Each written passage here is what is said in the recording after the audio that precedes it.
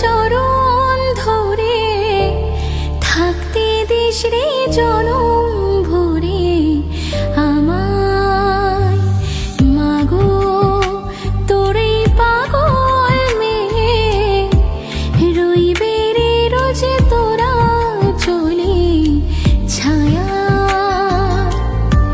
তুই নাকি মাশাল বোঝনি, তোর কাছে নয় কিছুই কঠিন।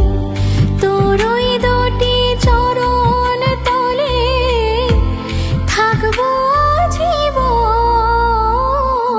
শ্যামা মা তোর চরণ